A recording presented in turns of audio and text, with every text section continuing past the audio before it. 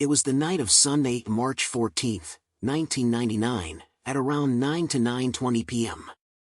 I was on my way back from a small convenience store where I currently work, heading towards my residence. I made a left turn at a fading traffic signal, foolishly assuming that the approaching pickup truck, about 25 to 35 feet away, would come to a halt. My assumption was misguided. The truck collided with the passenger side of my trusty old 1989 hatchback, my very first car, going at a speed of approximately 45 to 50 miles per hour. Fortunately, there were no passengers with me, otherwise, their fate might have been different. Inexplicably, my car managed to avoid a collision with a nearby pole, despite the apparent trajectory that should have led to a direct impact. Instead, my car ended up on the opposite side of the pole, as if it had reversed course. As the truck drew nearer, the world around me began to blur, and reality itself seemed to transform into a dream. I vaguely recall the truck's impact in slow motion. However, my awakening was marked by an otherworldly touch on my face. It wasn't a physical hand, but more like a spiritual connection. I opened my eyes to find a woman with crimson hair standing by my side. She had been on the passenger side, which had borne the brunt of the collision. I couldn't recall her attire, but I managed to croak out a question about what had happened. She calmly replied that I had just been in an accident. Still dazed, I responded slowly. She assured me that everything would be fine and that help was on the way. I never saw her leave, but within a minute or less, the police and ambulance arrived. My car was wrecked beyond recognition. Remarkably, given the severity of the accident, there were initial reports of a fatality, but I emerged with only minor scratches and no significant injuries. Strangely, there was only one witness to the accident, a male driver behind me. This puzzled everyone, as I had vividly described the lady with the red hair. According to my mother, it was my guardian angel. Had I not survived that day, my fate might have been far less fortunate. I'm 32 now, and every day brings me closer to a deeper connection with the divine. I'm grateful to be here to share my tale. My story unfolds a decade ago in a remote town called Willowbrook, nestled in the serene landscapes of Oregon. My grandson, just 5 months old at the time, was gravely ill, confined to a hospital room filled with an intimidating array of needles and tubes. Days of relentless vomiting had left him severely dehydrated, and the doctors were struggling to identify the cause of his suffering. My daughter and her husband remained steadfast by his side, their exhaustion becoming increasingly palpable. It was during these trying hours that I turned to prayer. In the corner of that sterile room stood a crucifix, a cherished heirloom brought from the distant shores of Ireland by my great-grandmother. With heartfelt supplication, I beseeched God to send an angel to heal my beloved grandson. The following morning, I arrived at the hospital, carrying a glimmer of hope alongside a few personal belongings. The sun cast a warm embrace upon the world outside. I entered the dimly lit room, curtains failing to shield us from the darkness within. As I entered, an inexplicable occurrence unfolded. The door swung open, and without anyone touching the light switch, the room bathed in radiant light.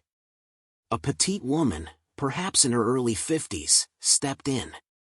She was clad in attire reminiscent of the 1940s, dark glasses concealing her eyes, with raven hair elegantly styled. A somber black dress adorned her, and she carried a vintage pocketbook, much like my grandmother's. I greeted her and inquired if she was the doctor, receiving no response. Instead, she approached the infant in the bed, gently lifting him into her arms. A serene smile graced her face as she cradled him. She then returned him to his cot, her tender touch lingering on his head and belly. Turning to me, she conveyed reassurance, uttering the words, "He'll be fine." With that, she departed, retracing her steps out of the room. Bewildered, I immediately phoned my daughter, questioning if this was indeed Jordan's doctor. To my astonishment, she informed me that Jordan's attending physician was male, and there were no scheduled visits from a female doctor that day. The next day, My grandson was discharged from the hospital, his condition miraculously improved. In the heart of Denver, Colorado, during the winter of 1997, I found myself working as a receptionist at a quaint hair salon located within an indoor mall. I often stayed late into the evening, given my commitment to college. One frosty January evening, a fierce snowstorm descended upon the city. With all the stylists having departed for the night, I prepared to close the salon, the clock nearing 9 p.m. As I reached for my coat, a distinguished elderly gentleman entered the salon. I admit I was somewhat irritated, as I was eager to get home, fully aware that my usual 20-minute drive would be treacherous in the snowstorm. I informed him rather brusquely that we were closed and no stylists were available for appointments. He appeared crestfallen, and I felt a pang of guilt for my rudeness. He mentioned that he had just come from outside and asked if he could warm up inside for a moment. Despite my initial frustration, I consented. I noticed something peculiar. He seemed entirely devoid of snow, and his shoes remained immaculately dry. He carried a Walkman cassette player and admitted to being unfamiliar with its operation. I offered to guide him through its usage, and as we conversed, I realized his fascination with modern technology. It was as though he had been estranged from the world for decades. Roughly half an hour later, he abruptly stood, stating that he needed to leave. He thanked me sincerely for my kindness, wished me a safe journey home, and exited the salon. I was puzzled as to how he knew my name, as I had not introduced myself, nor did I wear a name tag.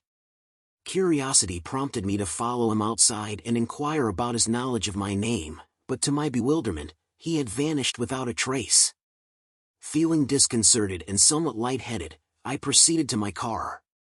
As I drove along the snow-covered highway, a grim sight unfolded ahead of me. A cluster of emergency vehicles surrounded a chaotic scene.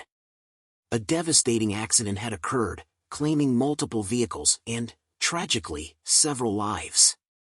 Had I left the salon at my intended time, I would have undoubtedly been ensnared in that horrifying calamity.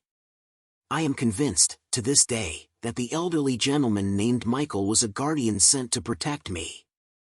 My story unfolds in the vibrant city of San Francisco, California, during the summer of 2010. It was a balmy Friday evening, and the lively streets teemed with revelers as they ventured from one nightclub to another, seeking entertainment and diversion. I found myself low on cash and decided to make a brief detour to the nearest ATM. Though there were numerous ATMs nearby, I chose to walk a short distance to avoid exorbitant fees.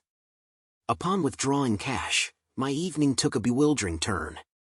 I turned to see a man across the street, leaning casually against a lamppost at the intersection. He was impeccably dressed in a sleek black suit, sporting an open-collared maroon shirt. Towering at approximately 6 feet 4 inches, he exuded an air of authority. What struck me most were his eyes, which appeared completely black, an unnerving sight that I had only read about in chilling tales. What intensified the sense of dread was his unwavering gaze, directed squarely at me, coupled with a smug, enigmatic smile. As a former soldier who had served in Iraq, I considered myself unshakable, but this encounter elicited a primal fear within me. His attire was immaculate, and he seemed to carry a knowledge or secret that was not meant for me. I quickened my pace, eager to rejoin my friends at the nearby club. Glancing back after a few yards, I was horrified to see that he was following me, crossing the street with deliberate precision. I reminded myself that I was in a crowded area, and nothing untoward could happen with so many witnesses around. However, my skepticism wavered as he continued to draw nearer. Eventually, I reached the club, but a line had formed at the entrance, where a bouncer diligently checked IDs. My apprehension grew as I watched the suited man pause on the opposite side of the street, casting a measured gaze in both directions before proceeding to cross. Every step he took seemed calculated, and I knew that his arrival would herald something dreadful. Just as despair threatened to overtake me, another man approached. He was in his late 20s or early 30s, older than me, wearing casual attire, a baseball cap, jeans, in a hooded sweatshirt adorned with the logo of a local university. He reached out and touched my shoulder, instantly calming my frayed nerves. In a soothing voice, he assured me, saying, "Don't worry, Yari. We have everything under control." My attention shifted from the suited man to this unexpected savior. I watched as they confronted each other, a silent confrontation that spoke volumes. Finally, the man in the suit sneered in frustration, turned on his heel, and retreated into the night. The sweatshirt-clad man returned his attention to me, offering a reassuring smile and a pat on the shoulder before moving on. I wished I had followed him, asked questions, or expressed my gratitude, but the bouncer beckoned me inside, and I yearned to rejoin my friends.